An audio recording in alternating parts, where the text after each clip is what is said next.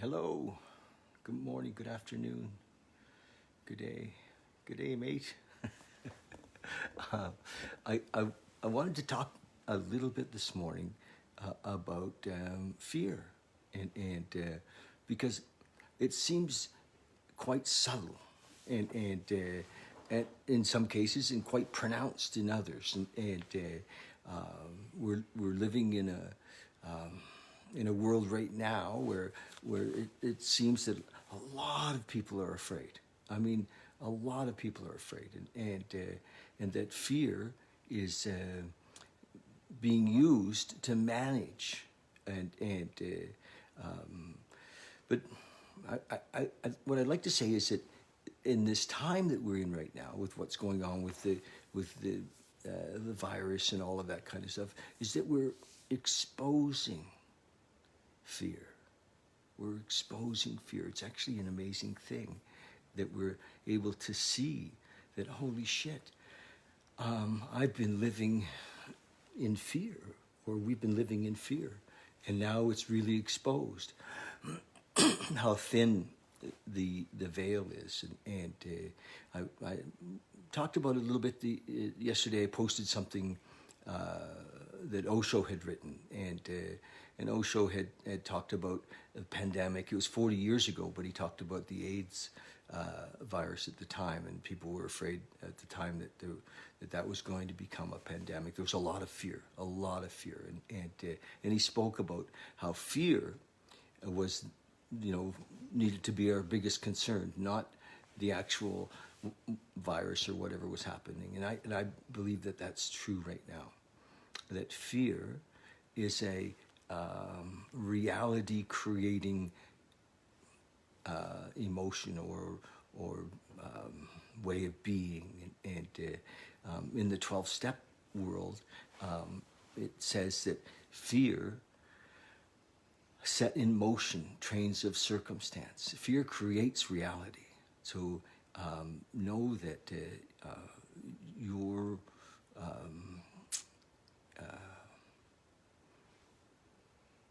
if fear is happening, if you're feeling fear, it becomes a barrier between you and true love, expansion, living in an expanded, free state. Fear builds walls. Fear keeps us from experiencing love, and so just recognize that fear builds conditions. It says this is the way it is. This is the, we can't. Because if we see this, we can't make anybody else not live that way. That's not our business. But we can not live that way ourselves. And again, in the 12-step program, it has a simple prayer, just a simple prayer, and all it's needed is a simple prayer, because a simple prayer brings us into the moment. In the moment now is no fear. In the moment right now is no fear. We're free from fear in this moment. So if you have it, if you want to, just I'm just going to do this little prayer, and you can be in this little prayer with me if you'd like. Just join in this little prayer. It says, where's my book? I'm just going to bring it up. It's amazing. I'll read a little bit about what it says about fear, okay? It says, notice the word fear. The short word somehow touches about every aspect of our lives. It is an evil encroaching thread. The fabric of our existence is shot through with it. It set in motion trains of circumstance. Set in motion trains of circumstance, which brought us misfortune. So fear creates our reality. It's a luxury we can't afford. We really can't. So how do we be rid of it? It set in motion, brought us misfortune we felt we didn't deserve. But did not we ourselves set the ball rolling? So fear creates our reality. It's amazing. So we can't afford it. We really can't afford it. And then in the 12-step, it actually it suggests that we review our fears And that we put them on paper. We actually exposed them, put them on paper, even though we had no resentment connection with them. Just we review our fears. It's beautiful. We asked ourselves why we had them. Wasn't it because self-reliance? So here we are, relying on self, on ego, on, the system. When we have access to a higher self, we have access to love. If we want to use love as a concept for God, we have access to universal intelligence. We have access to all power. So we asked ourselves, wasn't it because self-reliance had failed? Self-reliance was good as far as it went, but it didn't go far enough. Some of us once had great self-confidence, but it didn't fully solve the fear problem or any other. Perhaps there is a better way. This is the deal. If you're dealing with fear, just listen to this next paragraph. It's amazing. 2 paragraphs. It's only 2 paragraphs. We'll read it. Perhaps there's a better way. We think so. For we're now on a different basis, the basis of trusting, relying on a higher power. Trust an infinite God rather than a finite self. So we're in the world to play the role he assigns. So it gives us direction, because everything in the 12 steps is around working for or helping others, right? Just to the extent that we do as we think he would have us, and humbly rely on him. Does he enable us to match calamity with serenity? It's beautiful. We never apologize to anyone for depending upon our Creator. So this is the deal, right? This is the deal. We can laugh at those who think spirituality is the way of weakness. Many people, think of themselves as spiritual, but they don't have this actual relationship. They're not, they're still living in fear. We can laugh at those who think spirituality is the way of weakness. Paradoxically, it's the way of strength. All men of faith have courage. All men and women, all people of faith have courage.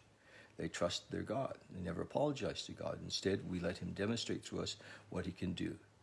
So here's the prayer, the fear prayer. I love it. It's just so clear and so simple, and it brings us right into the moment. Fear is an amazing gift when it brings us into this moment. When fear comes in and we go, and many of us have those fears, Heck, right now people are afraid to visit their neighbors.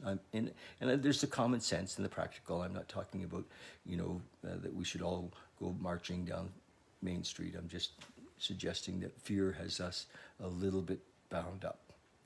Instead, we let him demonstrate through us what he can do. We ask, in the moment, we say, God, remove my fear. And direct our attention to what you have us be. At once we commence to outgrow fear. So we just ask. We say, please remove my fear. And how simple could that be? How simple. So if it's happening for you, if fears come up, each time as it's there, just say, please remove my fear. As we become conscious of it, take away my fear. And we use fear as a signpost to bring us into the moment, into that relationship with our higher power. Because in that moment, we're there, boom, just like that. So that's my little chat on fear. Thanks, Heather. Yeah, well, sometimes Heather's saying, I get this deeply and try to practice daily, even if I need assistance to being pulled back.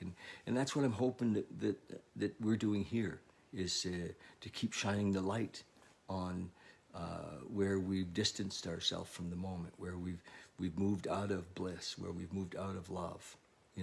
So that's, if I talk about things that anger or guilt or shame or fear, it's only so that we can see that and move back into this moment. So yeah, I'm hoping to shine the light on that daily for you, and it's so easy to go there, isn't it? Boom, you can just be in this amazing space beyond thought, beyond the mind, into this openness, this isness, this oneness, this freedom. Yeah, thank you. Okay, I'm going to read a little thought for the day, then we're going to have a quick meditation. And I have one of my beautiful sponsees with me today, and I get to trap him so he can meditate with me. Here we are. Thought he was coming over here just to talk about step work. Well, we are. Now we're doing this. December 14th, thought for the day. This beautiful little book. The way of the 12 steps is the way of service. Imagine that. Without it, it would not work.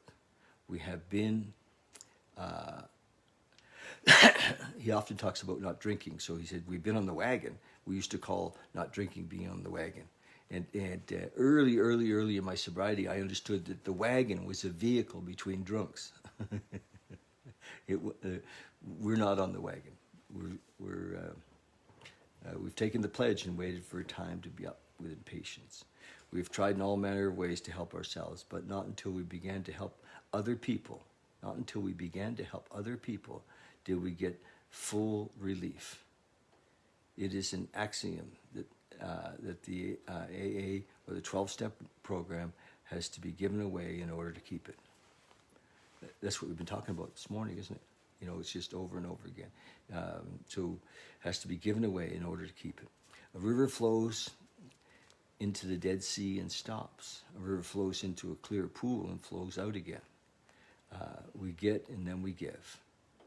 If we do not give, we do not get. We do not get to keep. So that's a beautiful. You know, we're always passing this on. So, like today, if you discovered something, a certain freedom from fear, you know, spend the day sharing it with others. And the deeper you go into the sharing of this gift with others, the more it becomes a reality for us. You know, none of this, no spirituality is meant to be held on to. You know, it's pass it on, baby. Meditation for the day. Try to see, it says, I'm not, whenever he uses try, I just take it out. So start this over again.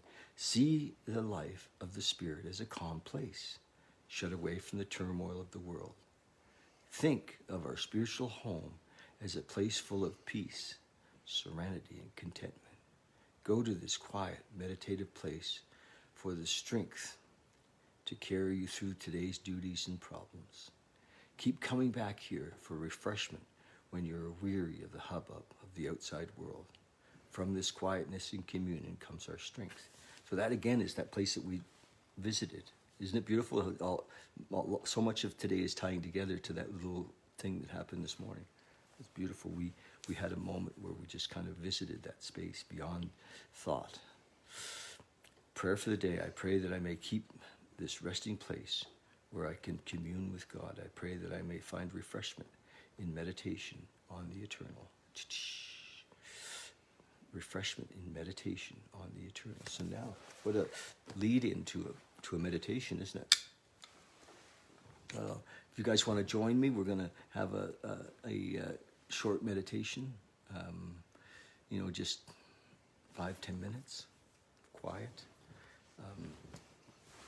I think we can do that, you know, and as we access this beautiful space, this quiet space inside of us, you know, it becomes a place we can go all the time, like he just said, you know, in his writing in that 24-hour day book that I read. It's written so many years ago.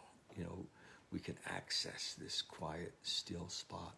So if you can just get comfortable, maybe feet on the ground, and you know, just kind of sit with our back, you know, supported, and just close your eyes.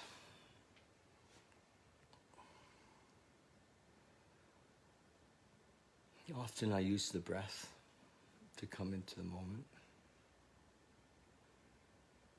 Just use the breath. Be here now.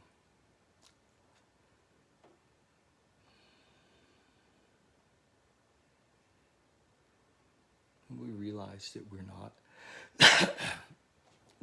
there's something beyond our identity of our body.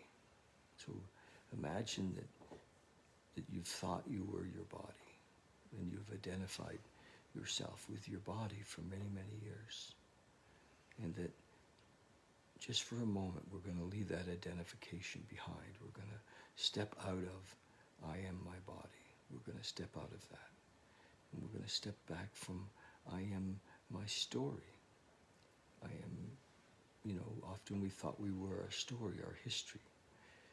We're going to step back from, the idea that we are a father, or we are a son, or that we are any of our roles or experiences.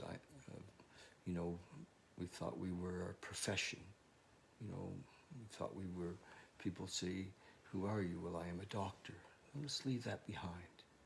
Just for a moment, we're not going to be any of these things, any of these identities. We're going to step past that. And we're going to step past the mind for a moment, which seems to be located in the brain. For many of us, we think that, that our mind is in the brain. It discerns things. We're just going to go past that, past the brain, into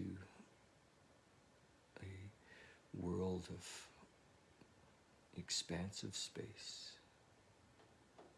If you can feel that now, we're now in a space that's beyond the brain, beyond the identities, beyond the beliefs, beyond the conditioned experience of life, into an open, vast isness, a space that has no beginning, has no end, has no form,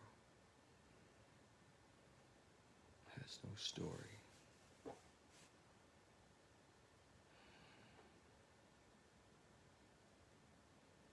From that space, we see that we are there. We are that.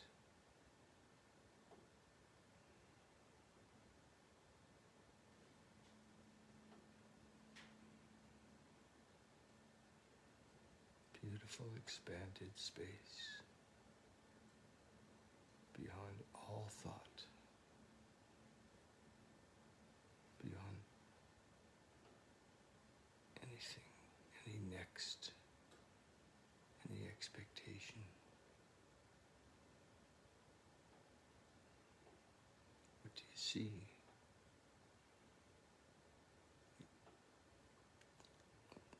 Is it flat? Is it full? Does it include everything?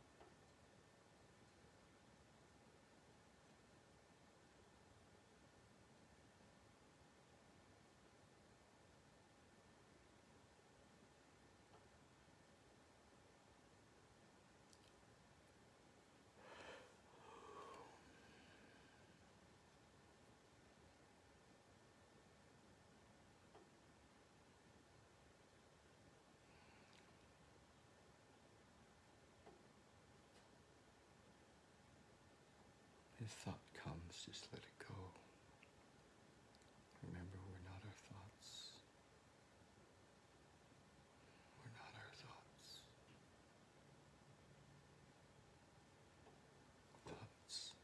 Thoughts only have the power we give them.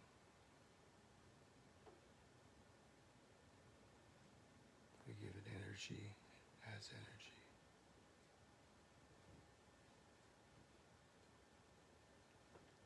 Just let it go.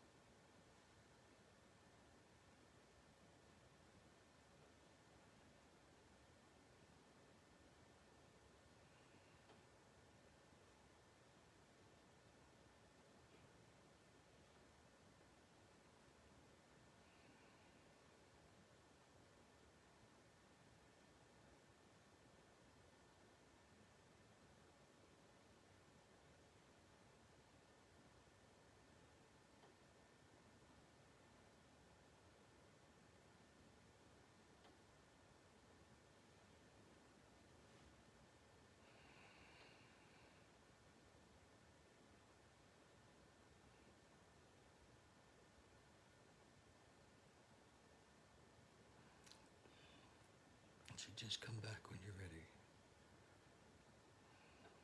And recognize it through practice, through sitting.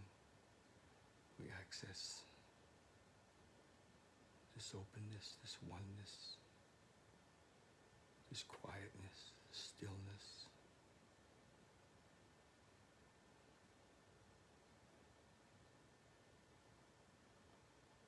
This we access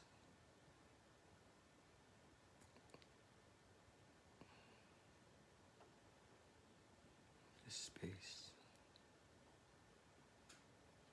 It can't even be called space. It becomes like a working part of our day and our life. An experience of the quiet.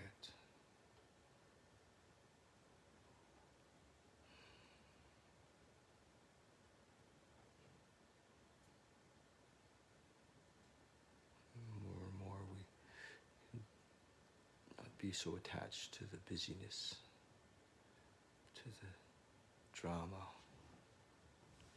of the day-to-day world. We still live in the day-to-day world, but without attachment, without need, without struggling to understand or make sense. Just be with, from that place of oneness, that communication with love, with God. So thank you for joining me today in this experience. Love you lots. And if you have any thoughts about anything, make a note, comment. Love it if you go to YouTube and follow us there. I'm having some fun with building that YouTube page, Ballet and Beyond, Project Awakening. Thanks. Every day that I get to do this, I get to do this for me as well as for you. So it's beautiful. Thank you. Love you lots, so much. We are love.